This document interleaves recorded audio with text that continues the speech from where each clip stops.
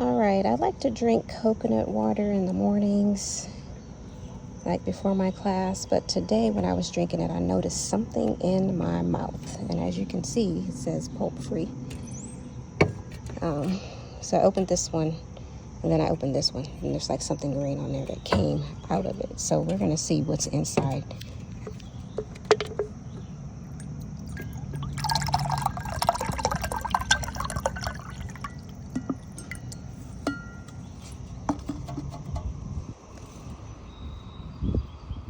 Ooh, okay, that looks like mold.